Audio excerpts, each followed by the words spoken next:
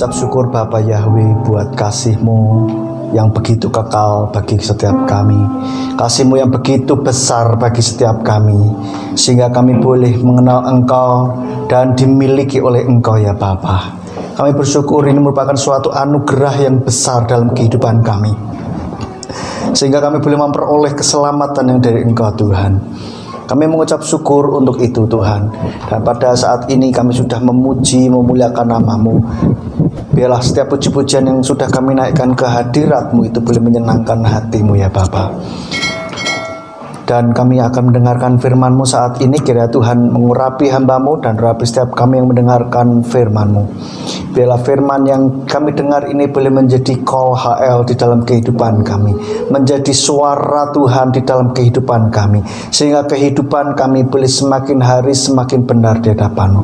Dan jika ada kuasa kegelapan yang berusaha untuk mengambil firman Tuhan dari dasar hati kami bersatu hati, kami tolak, kami usir di dalam nama Yeshua HaMasiah. Mari Tuhan Kau kuasai tempat ini, kuasai setiap kami. Dan biarlah hati dan pikiran kami tujukan hanya untuk kemuliaan nama-Mu, untuk kebenaran firman-Mu. Hanya di dalam nama Tuhan Yeshua HaMasiah kami sudah berdoa. Haleluya. Amin. Silakan duduk Bapak Ibu Saudara. Shalom. Haleluya. Senang sekali bisa ketemu kembali di dalam ibadah kita pada kali ini. Bapak Ibu Saudara, bagaimana kabarnya hari ini? Haleluya. Luar biasa. Yes. Haleluya, luar biasa. Boleh berikan salam dulu satu sama lain, katakan Bapak yang memberkati. Haleluya. Iya. Oke. Ya, Bapak Ibu Saudara, pada hari ini kita akan belajar kebenaran firman Tuhan yang saya beri judul mempunyai roh yang luar biasa, atau di dalam bahasa Inggrisnya excellent spirit ya. Excellent spirit ini adalah roh yang luar biasa. Bapak Ibu Saudara, kita ini ada di dalam kehidupan kita ini ada tubuh, jiwa, dan roh. Nah, sekarang kita akan melihat bagaimana supaya roh kita ini menjadi roh yang luar biasa. Tidak biasa-biasa saja. Tubuh boleh biasa-biasa saja, tetapi roh harus yang luar biasa. Amin. Jiwa boleh biasa-biasa saja, tetapi roh harus luar biasa. Ya. Kita akan melatih supaya roh kita ini bisa jadi roh yang luar biasa. Ya. Kita akan melihat bagaimana tokoh Alkitab yang mempunyai roh yang luar biasa ini, sehingga kita bisa tiru dan supaya kita bisa mendapatkan hasil yang sama, yaitu rohnya yang luar biasa. Baik, kita buka dulu ayatnya di dalam Daniel pasal yang kelima. Daniel pasal yang kelima ayatnya yang ke-12. Sudah ketemu semua? Daniel 5 ayat 12. Baik, saya bacakan. Karena roh yang luar biasa dan pengetahuan dan pengertian, menafsirkan mimpi dan menyingkapkan kalimat-kalimat sukar, simpul-simpul tak teruraikan terdapat pada Daniel yang raja namai Beltsasar. Sekarang biarlah Daniel dipanggil dan dia akan mengungkapkan artinya. Satu lagi ayat di dalam Daniel pasal yang ke-6 ayat yang ketiga. Daniel 6 ayat yang ketiga. Saya bacakan. Dan Daniel ini menjadi lebih terkenal daripada para pejabat tinggi dan para raja wilayah itu, karena roh yang luar biasa ada padanya, dan raja merencanakan untuk menempatkan dia atas seluruh kerajaan. Bapak Ibu Saudara, seringkali saya katakan bahwa kalau di dalam Alkitab ditulis itu berarti penting. Kalau sampai diulang berarti itu sangat penting. Dan Daniel ini ditulis bahwa Daniel mempunyai roh yang luar biasa. Ditulis 2 kali, saudara. Artinya memang rohnya Daniel ini benar-benar luar biasa.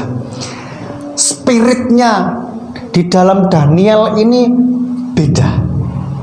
luar biasa, di atas rata-rata. Ya, saudara, buktinya bahwa dia ini memiliki hikmat dan sebagainya itu terus lebih terkenal dari para pejabat tinggi dan para raja wilayah itu. Luar biasa. Dan kalau kita lihat Daniel ini, orang Israel ikut pembuangan ke Babel, tetapi dia dijadikan pegawai kerajaan oleh beberapa raja. Ya, saya nggak hafal raja-raja siapa saja dan tahun berapa saja. Saya pernah mendengar bahwa Daniel ini dari Raja Ahasveros, raja apa, dia tetap terus jadi pejabat di dalam kerajaan. Ini luar biasa, artinya jadi menteri terus gitu loh. Seperti kalau ganti presiden biasanya kan ganti menteri, ya loh. Tetapi Daniel ini presidennya siapapun dia tetap dipakai. Ini luar biasa sekali, saudara. Nah, hasil dari mempunyai roh yang luar biasa itu seperti itu. Kita bisa menjadi di atas rata-rata. Karena sesuatu yang terjadi dalam alam roh akan berdampak pada kehidupan nyata. Nah, kalau kita mau mengubah kehidupan nyata kita, maka ubahlah dulu roh kita. Amin. Roh ini meliputi apa? Meliputi bagaimana sikap kita, bagaimana kita berpikir, dan bagaimana kita sikap hati kita kepada Tuhan. Seperti itu, saudara. Dan kadangkala roh di dalam kitab ini kadangkala bisa disamakan dengan jiwa. Meskipun kalau mau didetailkan lebih lagi itu ada kalanya firman Tuhan juga mengatakan roh dan jiwa itu berbeda. Tetapi dalam hal ini itu adalah seperti sikap kita, pikiran kita. Itu roh yang ada di dalam diri kita, kehendak kita. Meskipun kalau kita lihat jiwa juga ada kehendak gitu kan. Nah, jadi kita samakan dalam konteks ini ya, itu jiwa dan roh sama dalam konteks ini, saudara ya. Karena kadang-kala kita menyamakan dan ada yang membedakan. Nah, dalam konteks ini dia kita melihat bahwa roh ini yang dimaksud adalah segala karakternya, cara kerjanya, gitu lah, pemikirannya, hatinya, saudara. Ya, hati Daniel ini luar biasa. Kita akan melihat, kita akan tiru bagaimana Daniel kok bisa mempunyai roh yang luar biasa. Kalau kita bicara tentang roh, saudara jangan bayangkan, wah, ngeroh sing diawang-awang dan tidak bisa kita bayangkan. Bisa kita bayangkan, saudara. Kehidupan dunia roh itu sama seperti kehidupan di alam nyata ini. Hanya saja bedanya di alam roh itu biasanya bisa cepat berubah. Kalau di kehidupan nyata itu perlu proses.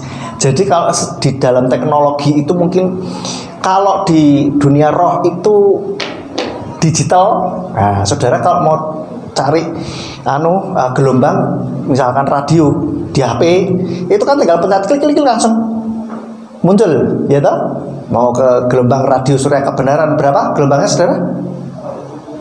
107,8. Enggak hafal. Cuman satu yang bersuara tadi. Ya, enggak pernah utak kok, Mas. Ya pokoknya radio Surya Kebenaran, jadi sampai lupa gelombangnya. Nah, saudara, misalkan kita HP-nya kan pakai digital loh. Langsung tinggal ketik klik langsung nyambung nyaut. Tetapi kalau radio manual, saudara putar dulu, bener nggak? Wah terus ada belum. Wah, ya kan? Itu perlu proses, saudara. Tetapi kalau digital itu langsung tling gitu lah, ya. Nah, ini kita akan lihat dunia roh itu seperti itu. Dan untuk mengubah supaya roh kita ini jadi roh yang luar biasa, ini bisa kita lakukan jejaknya Daniel. Kita lihat Daniel ini apa dia lakukan, bagaimana dia bersikap, kita bisa yang luar biasa. Yang pertama, kita lihat di dalam Daniel 1 ayat 3 sampai keempat. Daniel 1 ayat 3 sampai 4. Lalu raja bertitah kepada Aspenas, kepala sida-sidanya, bahwa dia harus membawa beberapa orang Israel yang berasal dari keturunan raja dan dari para bangsawan, yakni orang-orang muda yang tidak bercela, berpenampilan baik dan mahir dalam berbagai hikmat, memiliki pengetahuan dan pengertian, sehingga mereka dengan kemampuannya siap melayani dalam istana raja dan mengajar mereka tulisan dan bahasa orang Kasdim. Saudara, Daniel ini ternyata, kalau dari ayat ini kita tahu bahwa dia ini keturunan bangsawan, mungkin anak raja gitu ya.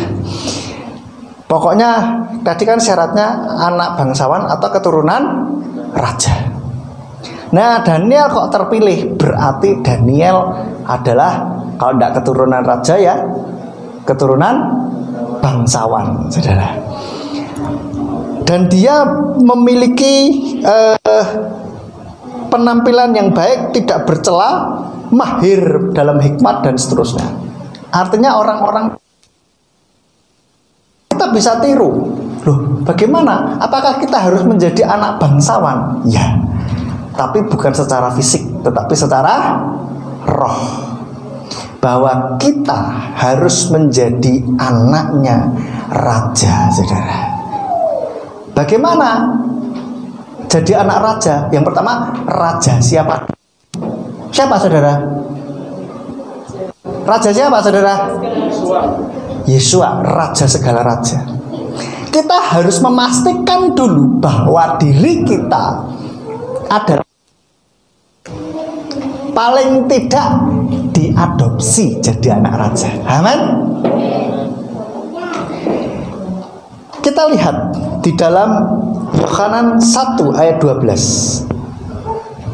Yohanan 1 ayat 12. Namun berapa banyak orang yang telah menerima dia, kepada mereka dia telah memberikan otoritas untuk menjadi anak-anak Elohim, yaitu kepada mereka yang percaya dalam namanya. Ini kepada mereka dia telah memberikan otoritas, perhatikan apa? Untuk menjadi anak-anak Elohim. Itu kepada mereka yang percaya dalam namanya. Nah, kita sudah percaya belum dalam nama? Sudah. Kita sudah percaya dalam nama Bapa Yahweh Yeshua Mesias. Maka harusnya kita juga sadar bahwa kita ini sudah diberi otoritas oleh Tuhan untuk menjadi anak-anak Tuhan. Amin. Sadar nggak, saudara? Hah? Baru kali ini? Nah, sekarang katakan kepada kanan kirinya, kamu anak raja. Kamu anak raja. Ya. Bahkan lagu-lagu sekolah minggu lah. Aku anak raja, engkau anak raja, kita semua anak raja. Nah, kita harus sadari bahwa identitas kita ini benar-benar anak. Ya, kita harus tahu bahwa kita ini anak raja. Nah, apakah kalau sudah begitu ya wis? Tidak. Tapi di dalam Daniel tadi dikatakan keturunan raja, para bangsawan, ada syaratnya lagi, yaitu orang-orang muda yang tidak bercela, berpenampilan baik, mahir dalam hikmat dan seterusnya dan seterusnya. Loh, apakah kita harus berpenampilan baik? Apakah harus operasi plastik semua supaya jadi ganteng-ganteng dan cantik-cantik? Maksudnya lebih ganteng dan lebih cantik. Ya, sekarang sudah ganteng dan cantik-cantik. Amin. Betul toh? Semua ganteng-ganteng dan cantik-cantik toh? Sadar enggak? Iya, harus sadar, saudara. Tidak sadar tak sadar kan? Bahwa saudara ini adalah cantik-cantik dan ganteng-ganteng. Tidak peduli berapapun usianya, semuanya cantik-cantik dan ganteng. Dan terlebih dari itu, menjadi anak raja. Yang namanya anak raja harusnya punya kelakuan seperti anak raja, punya kelakuan kerajaan, punya mindset kerajaan, saudara. Berapa waktu lalu saya sering menyampaikan firman Tuhan mengenai mindset kerajaan. Ingat, saudara? Nah, kalau lupa boleh dilihat di YouTube-nya Surya Kebenaran, ya. Saya mau tekankan bahwa kita ini memiliki mindset kerajaan karena kita adalah anak-anak raja. Pola pikir kita ini jadi pola pikir kerajaan, gitu lah. Bukan pola pikir yang biasa-biasa saja. Pola pikir kerajaan itu, dia berpikir bahwa dia anak raja, dia punya otoritas. Amin. Jadi ketika menghadapi permasalahan, menghadapi sakit penyakit, anak raja bisa memberikan mengeluarkan otoritas bahwa untuk sakit penyakit keluar, pergi. Nah, seperti itu, saudara. Kalau ada temannya kesurupan, nah mungkin pas kerja di pabrik ada yang kesurupan, pernah temannya di pabrik kesurupan? Atau enggak di pabrik lah, mungkin di sekolahan gitu atau di mana kesurupan. Nah, jangan terus bingung panggil si panggil orang pinter. Saudara, ingat saudara adalah anak raja, sehingga saudara nggak perlu bingung. Wah, sudah tumpang tangan. Hei setan, di dalam nama Tuhan Yesus saya pergi. Nah, gitu, saudara. Itu punya otoritas. Lalu mindset kerajaan, pola pikir kerajaan ini juga memahami bahwa dirinya adalah anak kerajaan dan jadi tidak boleh berperilaku seenaknya sendiri. Kalau anak-anak kerajaan, saudara kalau baca berita seperti Kate Middleton sama siapa itu Meghan Markle, ya, tadinya bukan anggota kerajaan, terus dinikahi oleh anak kerajaan, maka mereka harus belajar tata cara kerajaan. Ya, ingat enggak? Orang kerajaan itu, saudara, ya, wakeh aturan nih, saudara. Banyak aturan nih. Ngaduk teh aja nggak boleh klinting. Nggak boleh, saudara. Terus nggak boleh bersuara. Minum nggak boleh, harus elegan, saudara, ya. Nah, artinya apa? Semua diatur, cara duduknya pun diatur, saudara. Nek cewek apalagi, wah keaturan nih, saudara. Iya kan? Yang cowok pun begitu, ada banyak aturannya. Nah, kita sebagai anak raja dalam hidup memang banyak aturan. Betul? Saudara sadar tidak bahwa hidup kita ini sebagai orang percaya Bapak Yahweh banyak aturannya. Kalau yang lain nek meso ki wenak gitu kan, gayeng gitu, mantep, wah wis bon binatang keluar semuanya. Nek ngamuk nyepatani wah wenak pol gitu kan. Apalagi ngutang ngemplang ora bayar ke kantin ambil gorengan 5 ngomong loro. Misalkan. Terus banyak hal itu enak dan wasal saja, ya kan? Wah, yang berumah tangga, wah, terus korupsi sana sini, wah, aduh, saudara, ya kan? Tapi kalau anak Tuhan nggak boleh ini, nggak boleh itu, benar?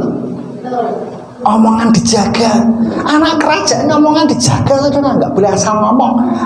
Mboten pareng asal jeplak, saudara. Jeplak nggak boleh. Nah, kita harus sadar hal ini, saudara. Saya ingat dulu saya belum anak pendeta, saudara, ya. Saya pernah cerita toh, belum anak pendeta tapi anak pengusaha, saudara. Saya waktu itu sadar bahwa saya anak pengusaha bukan anak pendeta. Tapi begitu kelas 3 SD saya pindah ke Ambarawa, saya shock menurut saya. Karena apa? Kayak saya melakukan apa seperti teman yang lain, namanya anak kecil, tidak tahu yang mana benar mana yang salah, kan? Ikut-ikutan aja. Wah, langsung ada yang bilang ini bukan Didi Mami tapi pengerja gereja. Karena waktu itu dulu kan di gereja lama banyak pengerjanya. Bilang, anak pendeta nggak boleh begitu. Anak pendeta nggak boleh begitu. Saya pikir emang kenapa jadi anak pendeta gitu loh? Kok nggak boleh itu? Teman-teman yang lain kok boleh saja gitu. Tetapi pada waktu itu saya nggak ngerti. Tapi setelah besar saya ngerti bahwa banyak aturan-aturan yang ada itu menjagai saya, bentengin saya supaya nggak macem-macem. Saya bersyukur untuk itu. Nah, kita seharusnya begitu melihat peraturan-peraturan bukan sebagai sesuatu yang mengekang kita, tetapi kita harus melihat peraturan itu sebagai sesuatu memagari kita untuk tidak keluar dari kebenaran. Amin. Kita melihatnya seperti itu. Bayangkan, untung kok dulu banyak yang bukan banyak, mungkin 1-2 orang, cuman itu seringnya bilang anak pendeta nggak boleh begitu. Sehingga saya ngantuk, ya saya ini anak pendeta, macam-macam lah gitu. Nah, demikian pula kita harus ingat bahwa kita ini anak raja, macam-macam rek. Ya, aja macam-macam Bu, Pak, Cah, Mas, Mbak. Kita ini anak raja. Dalam bekerja, kerjalah sungguh-sungguh. Dalam kita melayanilah dengan sungguh-sungguh. Dalam kita berumah tanggalah dengan sungguh-sungguh. Jangan buat main-main. Yang masih pacaran, yang belum menikah, jangan bermain hati. Bermain hati gimana maksudnya? Menyukai, udah deket, ini biasanya cowok deket, cewek udah baper nih, cewek baper langsung ghosting, ngilang, celing. Wah, jangan. Atau pacaran gitu kan, tahu-tahu ngilang. Atau mungkin pacaran menyakiti hatinya. Aduh, jangan saudara. Ya, banyak hal yang bisa kita lakukan. Kita ingat, kita ini anak raja. Ojo macem-macem. Jangan macem-macem. Karena hidup ini, kita ini adalah anak raja. Punya mental kerajaan. Tidak bercela. Oke, manusia mana ada sih yang tidak bercela? Semuanya bercela, termasuk yang ngomong ini loh, bercela saudara. Ya. Tetapi kita ada usaha terus untuk kita menuju ke yang Tuhan mau. Firman Tuhan katakan, hendaklah kamu sempurna seperti Bapamu yang di surga juga sempurna. Memang orang tidak ada yang sempurna, tetapi kita terus berusaha untuk menuju ke kesempurnaan itu. Amin. Amin. Artinya ada usaha gitu loh. Bukan terus loh kan manusia nggak ada yang sempurna, ya wes ngene, aku ki yang ngene. Itu tidak mau berubah. Dulu gampang ngamuk, saiki tetap ngamukan. Nggak bisa begitu. Loh aku yang ngene, gelem ora? Mau nggak? Nggak mau ya sudah. Itu keras kepala saudara. Jangan. Kita hidup ngapain sih? Kita ke gereja juga dengerin khotbah ngapain? Bukan hanya karena kita ini orang Kristen, no saudara. Tapi kita dengerin firman untuk apa? Supaya Tuhan memberikan peneguran, peneguhan, supaya kehidupan kita ini semakin lama semakin baik. Amin. Amin. Bukan berarti terus yang khotbah begini juga sudah sempurna, tidak saudara. Terus berusaha dan melakukan menyiapkan firman Tuhan ini juga buat saya gitu loh, sama-sama saudara. Nah, mari kita bersama-sama belajar untuk kita tidak bercela, berpenampilan baik, tidak hanya dalam tubuh fisik, tetapi dalam kerohanian kita berpenampilan baik. Ditandai dengan apa? Sikap hati dan motivasi yang benar di hadapan Tuhan. Dalam kita melakukan pekerjaan dengan tulus hati. Jangan sampai ini ya, yang kerja di kantoran ada tugas yang agak sedikit berbeda dari biasanya, terus kita pikir, ono duitnya orang ono duitnya males. Ya jangan. Itu orang yang kebiasaan rata-rata, tapi orang kerajaan tidak seperti itu. Amin saudara. Nah, memiliki pengetahuan, pengertian. Nah, MK kemarin kita ngomongin tentang hikmat dan pengertian. Kita belajar itu, ingat-ingat dan lakukan, saudara, supaya kita bisa boleh memperoleh hikmat dan pengertian dari Tuhan. Firman Tuhan katakan hikmat melebihi, mendapatkan hikmat melebihi dari emas, dan mendapatkan pengertian melebihi perak. Dan segala dengan daya segala upaya perolehlah pengertian. Kita harus mengejar itu, saudara. Dengan apa kita belajar membaca kitab suci, kita belajar kebenaran firman Tuhan, sehingga kita ngerti mana yang Tuhan mau. Amin. Jadi yang pertama kita harus sadari bahwa kita ini anak raja. Kalau kita sudah sadar bahwa kita ini anak raja, maka perilaku kita, kehidupan kita harus sebagai anak raja. Saudara, bayangkanlah, mungkin saudara sering membaca cerita-cerita rakyat, kan biasanya cerita-cerita dongeng zaman dulu kan berkisar antara kerajaan, betul ya? Saudara pernah enggak mendengar ada cerita anak raja, ya, anak dari kerajaan, terus sikapnya ini tidak seperti anak-anak kerajaan? Pernah? Karena pergaulan mungkin ya bisa pernah, tetapi itu bukan jati dirinya. Jati diri anak raja itu sikapnya dijaga. Saya pernah ada ilustrasi, membaca ilustrasi mengatakan seperti ini. Ada seorang anak raja. Suatu ketika kerajaannya ini diserang dan kalah begitu. Lalu si anak raja ini diculik dan mau dirusak oleh para yang menyerang kerajaan ini. Dia bilang, kita rusak saja mentalnya anak raja ini. Bagaimana caranya? Buang ke daerah yang rusak. Mungkin orangnya gali itu preman, terus apalagi pelacuran lah, apalah begitu. Kita buang saja, rusak mentalnya, supaya tidak ada lagi penerus kerajaannya. Nah, tetapi karena pendidikan dari kerajaan itu betul-betul kuat dan mengakar, mendarah daging di dalam anak raja ini, maka dia dimasukkan di daerah yang seperti itu, dia tidak terpengaruh. Karena apa? Dia betul-betul menyadari bahwa dia ini anak raja. Anak raja tidak layak untuk mengucapkan kata-kata kotor, tidak layak untuk berbicara kotor, tidak layak untuk berbuat yang kotor, dan seterusnya. Maka dia menjaga betul sikapnya. Dia tetap jadi anak raja yang berdedikasi tinggi. Nah, kita pun juga demikian, saudara. Di tengah-tengah lingkungan kita yang terrusak, sadari betul-betul bahwa kita ini anak raja. Kalau anak raja, kehidupan kita tidak akan seperti orang-orang dunia. Amin? Sadari bahwa kita ini anak raja. Berperilaku, punya mindset, pola pikir kerajaan.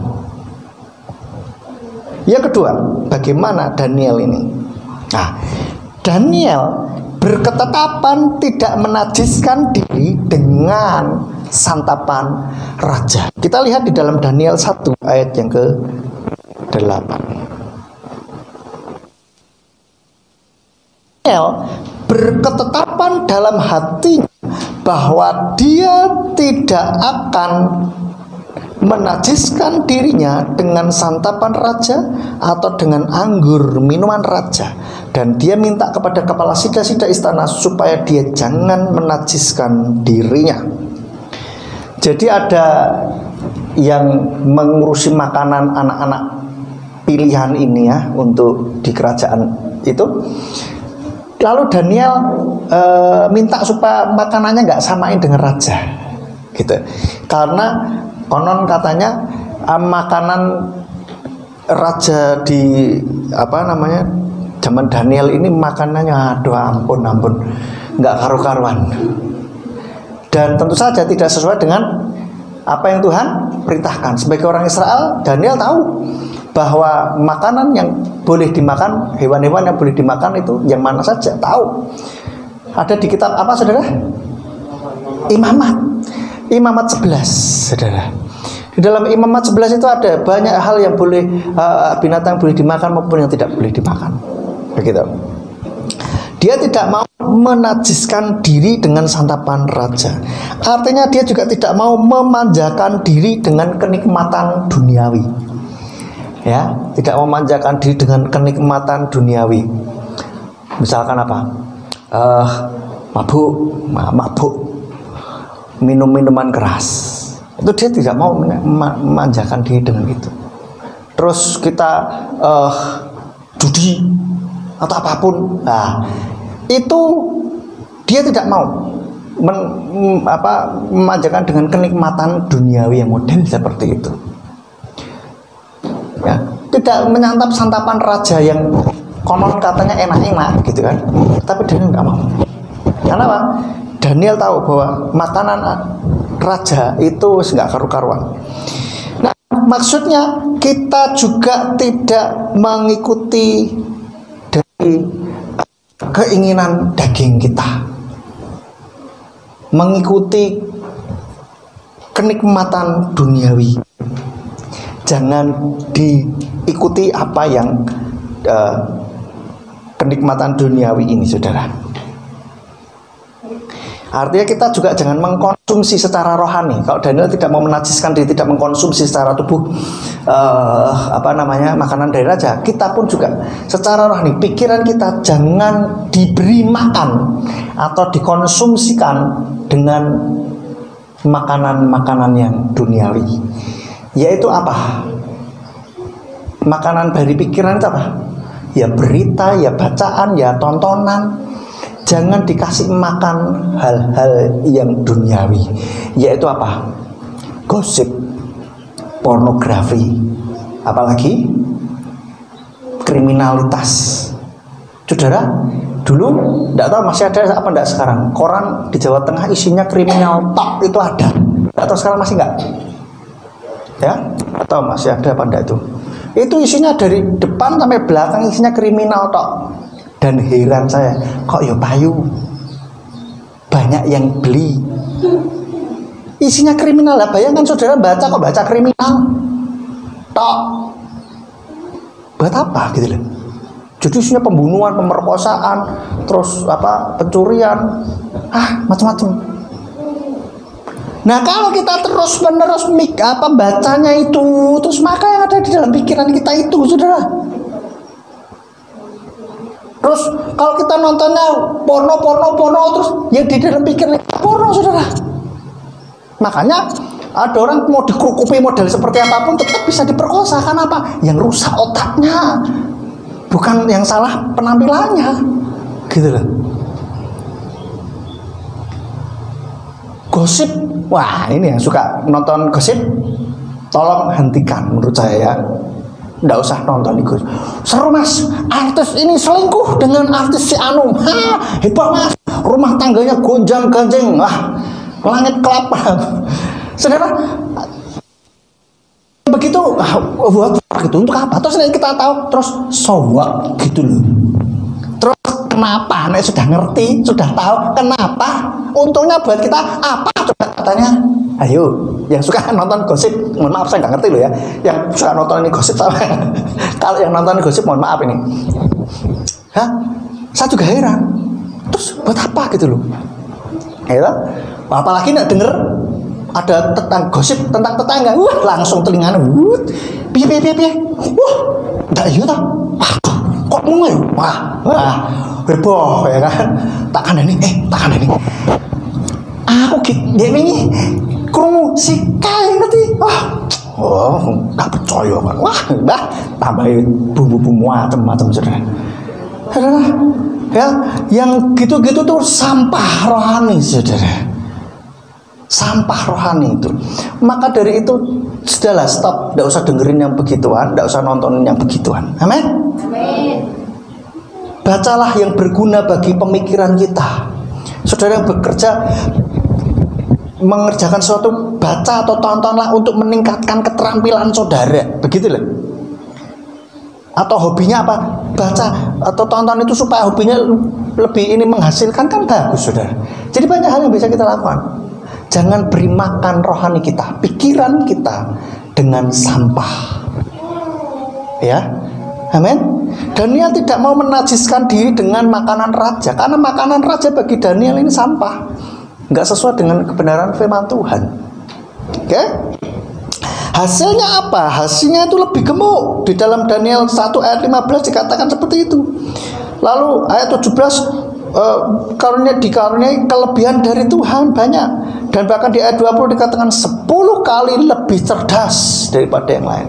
Saudara, coba bayangkan, kalau kita rohani kita tidak diisi dengan sampah-sampah, tetapi rohani kita diisi dengan hal-hal yang berguna, saudara bisa bayangkan, saudara bisa lebih di atas rata-rata dari yang lain. Pemikiran saudara lebih baik, lebih tajam. Kita melangkah karena apa? Lebih sehat.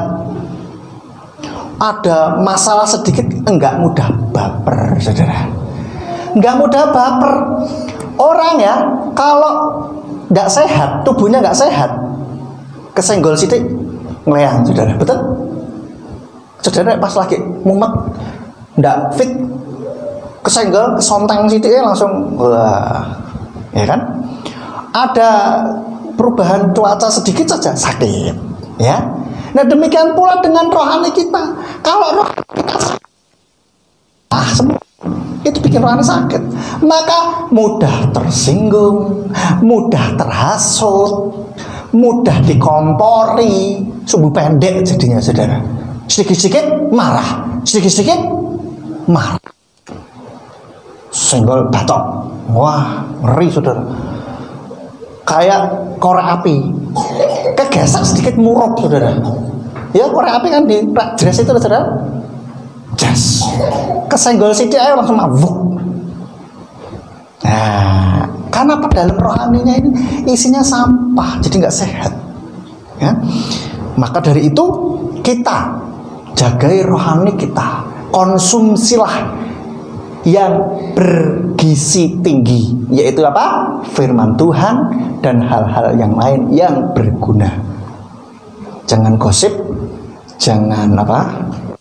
Pornografi, apa kriminalitas atau apapun yang lain lah. Oke? Ya. Yang juga nih anak-anak muda nih, wah nih nonton sinetron apa drama-drama yang hot gitu ya, hati-hati. Udah, mending cari film lain lah, ya.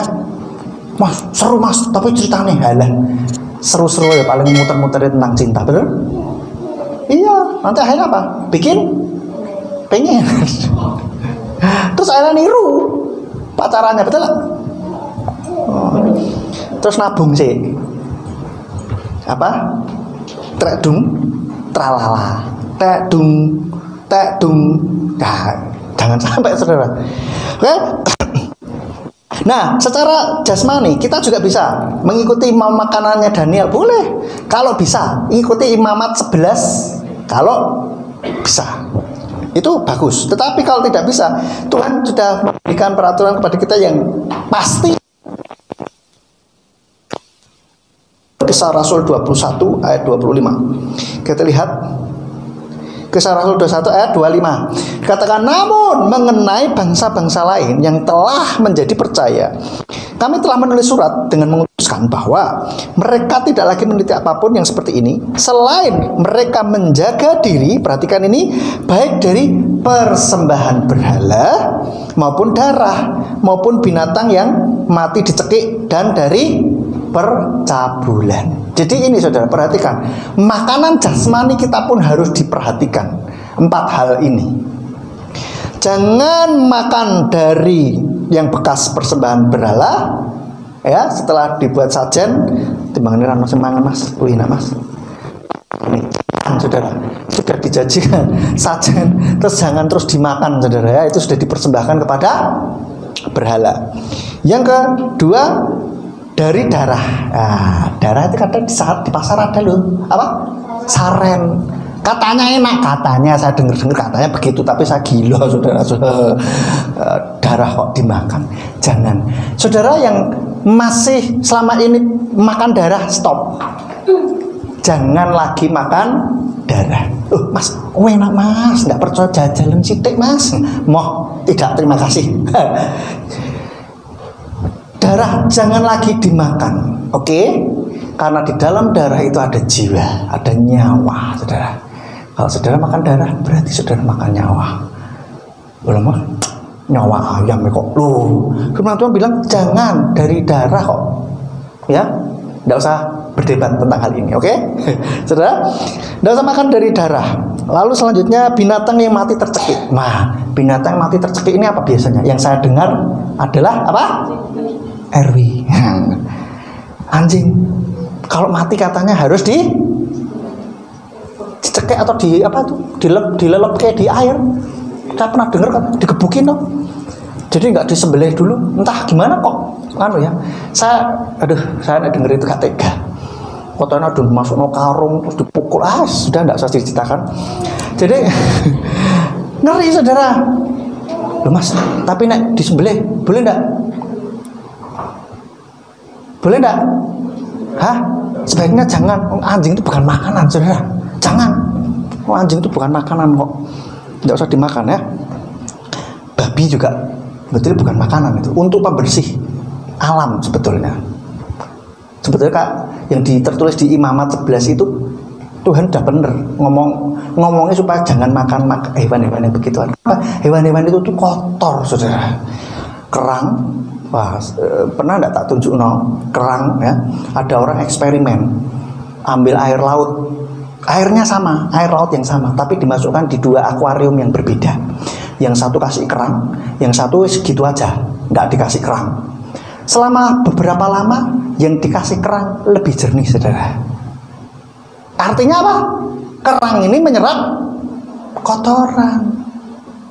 Makanya saya kalau makan kerang itu kok kayak ono pasir ya. Bener gak? Ya itu logam-logam berat itu dimakan sama si kerang ini saudara. Nah kalau mau sehat jangan makan kerang. Tapi enak ya sudah terserah. Saudara, oke? Terus dari percabulan, hewan yang bekas dicabuli jangan dimakan, saudara. Yang saya dengar itu ya orang kalau mencabuli itu kambing, sapi. Kalau sudah tahu itu bekas percabulan, jangan dimakan, saudara. Oke? Ini. Jadi ini saudara, yang harus kita lakukan.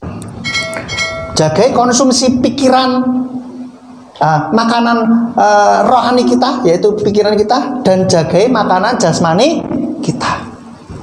Kalau sudah tahu ada sakit, ya jangan makannya sembarangan. Oke? Supaya tetap sehat. Kalau tetap sehat, Tuhan bisa terus memakai kita. Amin. Amin. Nek sakit terus piye? Pelayanan ra iso, saudara. Boro-boro pelayanan makan ning gereja ra iso, ya kan? Jangan sampai, saudara. Oke, biar kita tetap terus sehat sampai Tuhan memanggil kita. Kan enak toh. Jadi pulang ke rumah bapaknya tidak dalam karena kondisi sakit. Nah sakit itu tidak enak buat kita, tidak enak juga buat orang lain. Saya berdoa kita semuanya tetap sehat terus sampai Tuhan Yesus datang untuk yang kedua kali. Amin. Baik Tuhan Yesus datang di awan-awan maupun baik kita pulang ke rumah Bapa dalam keadaan sehat. Tetapi meninggal juga bukan karena kecelakaan. Saya juga berdoa, Tuhan, saya kalau meninggal nanti aku tidak mau sakit, tapi tidak mau kecelakaan juga. Nah, ya yang enak saja gitu ya. Malah saya pernah berpikir enak mungkin ya kalau meninggal itu tahu waktunya. Jadi mapan sendiri di peti mati. Wes, tak mapan, ndak usah digotong, ndak usah dimandiin, aku tak adus dhewe. Ya toh, enak itu. Nah, saya pernah melihat ada orang yang seperti itu. Nah, ini dari kepercayaan lain, biksu-biksu gitu. Sudah siap. Nah, ini ada satu biksu yang sedang di tengah-tengah, dia mapan. Udah habis itu bablas, saudara. Tapi wow. Dan itu saya lihat di komen di Facebook itu banyak. Oh iya, mbah saya juga pernah begini begitu. Wah, hebat nih berarti. Maksudnya kalau bisa begitu kan enak, ya kan? Yes. Aku meninggal bulan tanggal sekian, bulan sekian, tahun sekian, jam sekian. Nah, wes siapin mapan dhewe, enak toh? Nggak nyusahin banyak orang. Oke.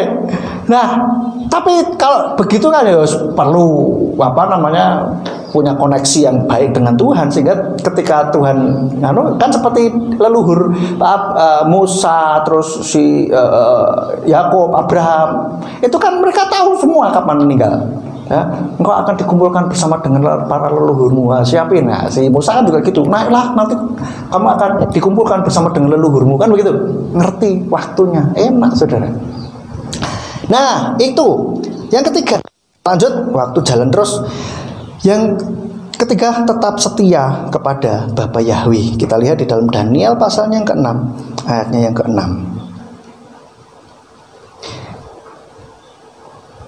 Tuh, Daniel, sebentar saya tulis nih.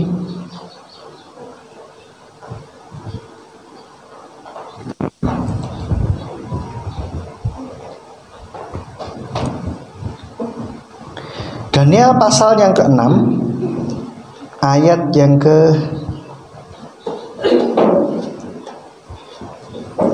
saya lupa nih, nulisnya ngawur nih saya nih. Nah, ayat yang 10.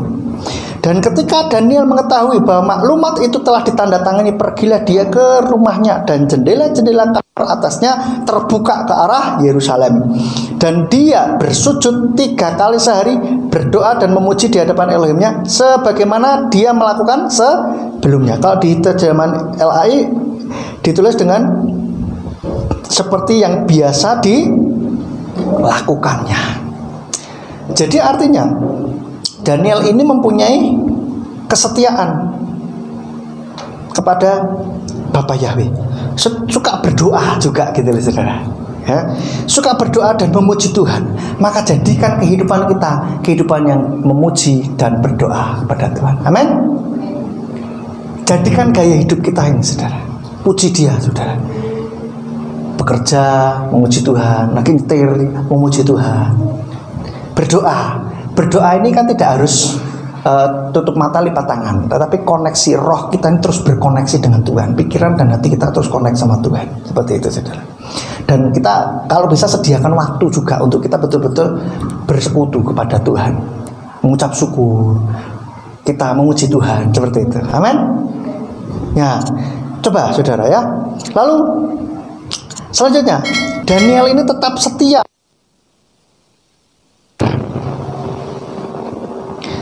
Dia diancam untuk masukkan ke dalam gua singa. Dia pun tetap percaya, tidak terus nyerah dengan tekanan, dengan ancaman. Itu dia tidak menyerah. Dia tetap percaya kepada Bapa Yahweh. Kita lihat di dalam ayat yang ke-16. Daniel 16, dan raja memerintahkan agar mereka membawa Daniel dan melemparkannya ke dalam gua singa. Raja berbicara dan berkata kepada Daniel, Elohimmu yang kepadanya engkau selalu melayani akan melepaskan engkau. Jadi Daniel ini dimasukkan gua singa, ya wis biasa weh. Kenapa? Dia tahu, dia tetap setia kepada Bapa Yahweh. Dia tidak meninggalkan Bapa Yahweh. Hukuman yang ada, dia tidak membuat Daniel terus langsung, waduh, ya wis lah, ya wis, oke raja, aku tidak mau masuk gua singa, oke, aku tak nyembah patungmu, begitu. Tidak, saudara. Daniel tidak menyerah. Dia tetap setia kepada Bapa Yahweh. Ini pun juga kita harus pegang, kita ikutin jejaknya Daniel, yaitu apa? Tetap setia kepada Bapa Yahweh. Apapun yang terjadi, jangan tinggalkan Tuhan. Jangan karena harta, tahta, dan cinta kita tinggalkan Tuhan. Jangan sekali-kali. Mas, tapi dia ini mas, sayang banget sama aku. Kalau sayang mau nggak percaya kepada Bapa Yahweh juga? Tidak mau, tapi boleh kok saya ke gereja loh. Masih pacaran semua serba boleh bu. Sudah serba boleh, betul nggak? Nanti kalau sudah menikah, nanti dulu. Ingat ceritanya Dedi, Bapak Gembala dulu punya anak sekolah minggu. Bagus, rajin, anak remaja sudah jadi remaja dan jatuh cinta sama orang seberang, keyakinan lain. Enggak apa-apa, boleh kok diantar ke gereja, wes boleh. Kita sudah kasih tahu katanya, sudah kasih tahu jangan, cari yang lain mending, atau enggak dia suruh jadi Kristen, mau enggak? Oh, tapi dia namanya orang lagi mabuk kepayang, sudah mabuk asmara, dikandani tidak akan dengerin. Terus ya singkat cerita menikahlah mereka. Menikah, seneng ya kan dengan gayanya. Belum 1 hari. Katanya, sudah di ultimatum. Dek, sekarang kamu miliknya siapa? Miliknya Mas tuh yo. Wah, miliknya Mas apa miliknya Tuhan Yesus? Mateng kan, langsung gitu. No, ayo, bingung enggak tuh? Kalau miliknya Mas, mulai sekarang tidak usah ke gereja lagi. Bingung dia. Terus apa yang terjadi? Pernikahannya itu, dia yang tadinya penuh kasih, ini ternyata pernikahannya dia main tangan. Waduh, jadi sansatnya suaminya tiap hari. Ngeri, saudara. Suaminya punya jimat ternyata. Jadi sekali waktu jimatnya ketinggalan. Berdoa pas berdoa itu jimat bunyi di lemari. Klotok. Ngeri. Menderita, nangis, dipukuli tiap hari. Wah, makanya lebih baik jangan tinggalkan Tuhan karena harta, tahta dan cinta. Jangan tinggalkan Tuhan karena apapun, dan jangan tinggalkan hanya karena berselisih paham dengan satu dengan yang lain, ya toh? Gesekan yang satu dengan yang lain, misalkan yang satu tersinggung dengan temannya di gereja, yang lain ikut-ikut tersinggung juga. Nah, kita di sini kan banyak keluarga ya, misalkan yang satu tersinggung dengan bermasalah dengan yang lain, ya masalah pribadi nih atau salah paham lah ya, terus ikut-ikutan semuanya ikut tersinggung. Akhirnya apa? Keluarga bubar, tidak ke gereja semua gitu, karena ada yang cuma satu. Jangan sampai hal ini terjadi di dalam GPF Surya Kebenaran Ambarawa dan Alirojo. Amin. Misalkan tersinggung, wah kakaknya nggak terima, wah adiknya nggak terima, bapaknya nggak terima, ibunya nggak terima sih, wes orang sana gereja bubar langsung. Padahalnya yang bermasalah satu orang. Karena apa? Kita ke gereja beriman itu bukan rombongan, saudara. Iman kita itu apa? Sendiri. Karena kita sudah dewasa satu dengan yang lain. Aman? Mas, tapi nek keluarga aku di ngono ora trimo, Mas. Loh, nek masalah baik-baik, tidak ada sangkut pautnya dengan gereja. Amin? Gitu loh. Kita mulai coba lihat bahwa ya dia bermasalah, ya urusan masalahmu dewe, ya kan, selesaikan. Kita kadang-kala gini, kalau cuma dengar dari satu pihak kan itu pasti ngomong, aku ngomong salah, tapi bener nggak? Pasti begitu. Oleh karena itu kalau kita lihat, coba lebih dewasa lagi ya. Kalau ada satu masalah, anggota keluarga bermasalah dengan temannya yang lain, ya, atau bahkan mungkin bermasalah dengan saya, katakanlah begitu. Jangan terus yang lain dengar satu pihak, terus ikut-ikutan. Kita lihat, ini masalahnya antara dia sendiri, pribadi lepas pribadi, sudah, gitu loh. Kalau ingin penjelasan langsung saja, piye to masalahnya, gitu loh, mendamaikan, kan begitu. Jangan terus, wah mungkin karena satu anggota keluarga toh curhat begini, ya seseorang sana gereja bubar langsung kan begitu. Coba kita bisa bedakan antara masalah dengan pribadi dan juga dengan hubungan dengan Tuhan. Kita harus bedakan. Kalau bermasalah satu dengan yang lain, namanya berkomunitas, kadang-kadang kan gesekan, salah paham. Bener ya? Kadangkala seperti itu wajar. Tapi terus jangan terus akhirnya merembet kemana-mana gitu loh. Kalau ada satu bermasalah ya, coba lihat urusannya, masalahnya pribadi, lepas pribadi, ataukah memang satu keluarga ya beda mana gitu loh. Tapi ini masalah satu orang terus akhirnya menghasut anggota keluarga yang lain untuk mempunyai sakit hati yang sama, ya salah gitu loh. Kita harus bisa lihat ketika ada yang cerita, kita lihat ini masalahnya masalah pribadi dia atau tidak gitu loh. Kita bisa melihat seperti ini, saudara.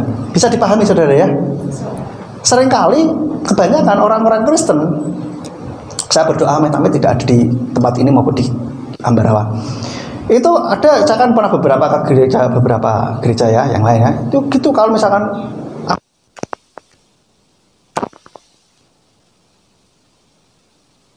kita keluarga yang lain rasanya gini mas, Pak Bu wis pindah weh, ya padahal masalahnya antara pribadi lepas. Keluarga satu ikut-ikutan, jangan. Kita lihat masalah pribadi kamu sendiri. Kan berarti kita tidak membelain keluarga, tidak, bukan ya. Kita bisa lebih objektif melihat permasalahan sebagaimana adanya. Jangan mudah terprovokasi atau terhasut. Ya, saudara ya. Paham maksud saya? Kalau ada yang bermasalah, terus jangan terus ikut-ikutan. Kita lihat. Kalau kamu sakit hati masalah, coba selesaikan sendiri, gitu, ya. Ibarat anak kecil gitu loh, saudara. Anak kecil, wah bertengkar terus, yang bikin tambah gede masalah itu kenapa? Karena orang tua ikut-ikutan masalahnya anak-anak. Lah anak-anak terus main bersama kembali, orang tuanya jengkel. Apalagi malah orang tuanya marahin anaknya orang lain. Ya, malah jadi tambah runyam itu. Wah, orang tuanya nggak terima anak disenain uang orang lain. Wah, ribut, tambah gede, saudara. Akhirnya apa? Jadi masalahnya anak kecil, jadinya akhirnya masalah keluarga, bentrokan. Nah, repot toh, gitu loh. Jadi kita lihat masalahnya, oh, masalah pribadi ini, ya sudah, ininya dia, gitu loh. Ya, kalau kita bisa mendamaikan, tidak boleh gitu, ayo damai atau bagaimana kan begitu. Kalau ini, ya kita bisa ngomong sama keluarganya, ini kok begini ya, bagaimana jalan keluarnya yang baik, bagaimana kan gitu. Jadi bisa dirembuk sing apik gitu loh, saudara. Amin. Sayang sekali kalau ada hanya gara-gara satu anggota keluarga yang berselisih, satu anggota terus seluruh keluarga ikut terlibat. Itu sayang sekali. Ya. Apalagi akhirnya Tuhan yang jadi korbannya. Wes, rasanya lucu. Misalkan seperti itu, repot, saudara. Oke, jadi itu kita tetap setia kepada Bapa Yahweh apapun yang terjadi. Jangan tinggalkan Tuhan hanya karena baik itu harta-tahta, cinta maupun karena tekanan, hasutan. Jangan mudah terhasut. Amin. Amin. Buat firman Tuhan, biarlah kebenaran ini boleh menjadi kekuatan bagi setiap kita. Mari kita bangkit berdiri, kita pujikan. Kita akan masuk dalam perjamuan kudus.